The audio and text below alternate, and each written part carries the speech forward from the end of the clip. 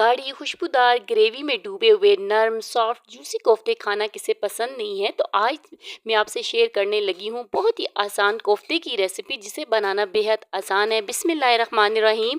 अस्सलामुअलैकुम। खुश रहें, आबाद रहें, जहाँ रहें हैप्पी रहें और हेल्दी रहें। मैं हूँ ऐना और वेलकम करती हूँ आपको ऐना फूड स्टोरी में। कोफ्ते बनाते वक्त टूट जाते हैं, कोफ्ते सॉफ्ट जूसी नहीं बनते और सालन के ऊपर तरी भी नहीं आती। तो आज की वीडियो आप लोगों ने लाजमी देखनी है। माशाल्लाह से आप कोफ्तों को चेक करें, कितने अच्छे लग रहे हैं और खाने में भी बहुत ही टेस्टी हैं। रेसिपी को आप लोगों एक दफ़ा ज़रूर ट्राई कीजिएगा। अच्छी लगे तो वीडियो को लाइक भी कर देना और ऐना फूड स्टोरी को सब्सक्राइब भी कर लेना। यहाँ पे मैंने हाफ केजी मटन का कीमा लिया है। उसके अंदर मैंने ऐड कर दिया है एक लार्ज साइज की अनियन को बिल्कुल फाइन चॉप किया हुआ। अनियन से पानी मैंने बिल्कुल स्ट्रेन करके तभी इसके अंदर कोफ्तों के अंदर ऐड किया है। साथ ही मैंने 1 टेबलस्पून जिंजर गार्लिक का पेस्ट और 2 से 3 हरी मिर्चों को मैंने चॉप करके इसके अंदर ऐड कर दिया था। एक अदद अंडा बीट करके डाल दिया था और साथ ही अब इसमें अंदर मैंने कोफ्ता मसाला ऐड किया। ये टोटल ऑप्शनल है, अगर है तो डाल दे वरना इसको स्किप भी कर दे। गरम मसाला इसमें मैंने हाफ टी स्पून ऐड कर दिया है और साथ ही अब मैंने इसमें ब्लैक पेपर ऐड किया फ्रेश कुटी हुई हाफ टी स्पून के बराबर और साथ ही इसमें मैंने 1 teaspoon red chilli powder add कर दिया है। धनिया पाउडर भी मैंने इसमें 1 टीस्पून ही ऐड किया है और साथ ही अब मैंने इसमें बेकिंग सोडा 1/4 टीस्पून के बराबर ऐड किया ताकि हमारे कोफ्ते जो हैं सॉफ्ट एंड जूसी बने। टेस्ट के अकॉर्डिंग मैंने इसमें नमक ऐड कर दिया है, आप कम ज़्यादा कर सकते हो।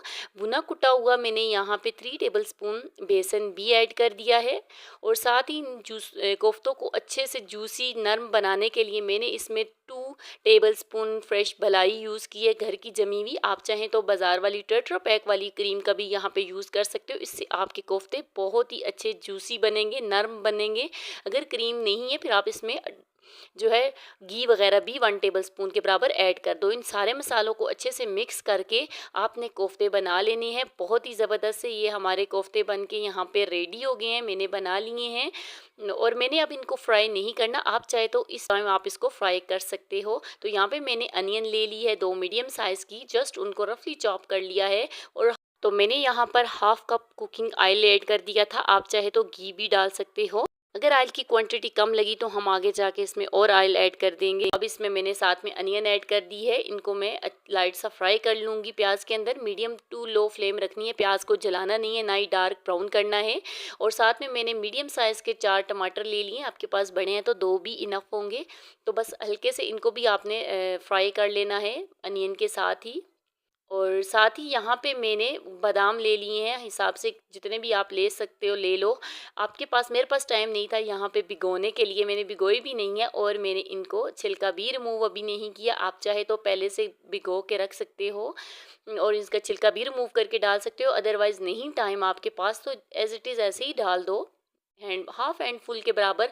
बस जब ये भी ड्राई रोस्ट हो जाएं बादामी और थोड़ा बहुत ये मसाला भी हमारा भुन जाए, मैक्सिमम 8 से 9 मिनट के लिए मीडियम टू लो फ्लेम पे मैंने इन सारी चीज़ों को कुक करके अब मैंने इनको निकाल के इनको ब्लेंड कर लेना है। यहाँ पे मैंने एक अदद मोटी इलायची डाल देनी है इसी ऑयल में, बिल्कुल लो फ्लेम कर लेनी है। दो अदद मैंने इसमें लौंगे ऐड कर दिए, 2 से 3, और 2 अदद मैंने इसमें तेज़पात जो होता है वो ऐड कर दिया है और एक सिनेमम स्टिक डाल दी है। हल्का सा क्रैकल कर लेना है इनको ऑयल में, इन सभी चीज़ों को।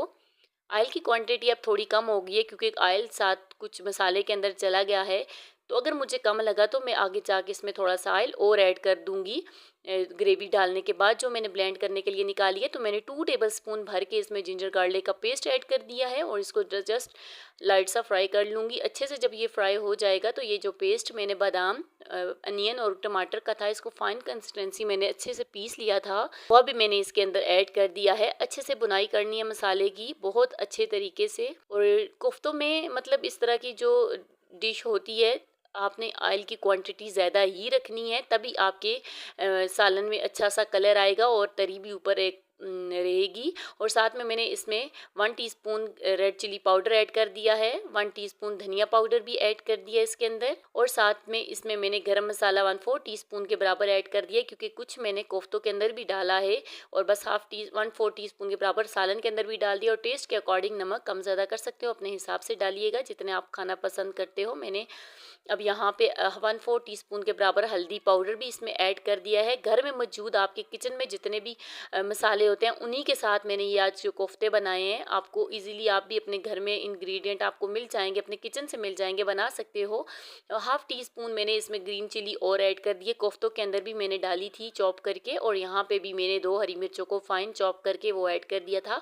तो मसाले को अच्छे से भून लेना है। उसके बाद आपने कढ़ाई में ये जो सारे कोफ्ते हमने बना के डाले थे इनको ऐड कर दीजिएगा, और पहले आपने इनको 5 मिनट के लिए बिल्कुल भी टच नहीं करना। फिर स्पून की मदद से हल्के हाथ से आपने इनको रिटर्न करके दूसरी साइड से भी 5 मिनट के लिए इनको छोड़ देना है। उसके बाद आपने मैंने यहाँ पे 2 ग्लास पानी ऐड कर दिया था।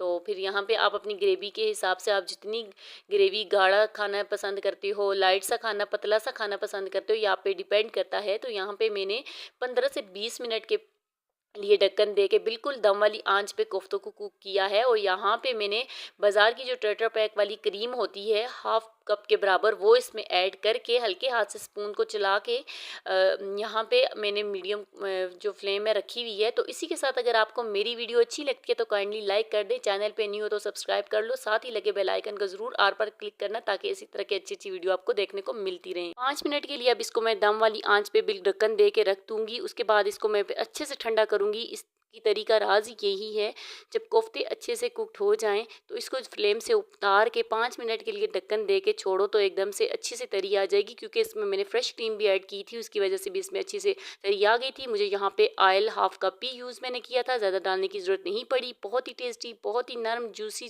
कोफ्ते बन के हमारे तैयार है। आपने ज़रूर ट्राई करना है, रोटी के साथ, नान के साथ, पराठे के साथ या वाइट राइस के साथ। इसी के साथ मैं चाहती हूँ इजाज़त।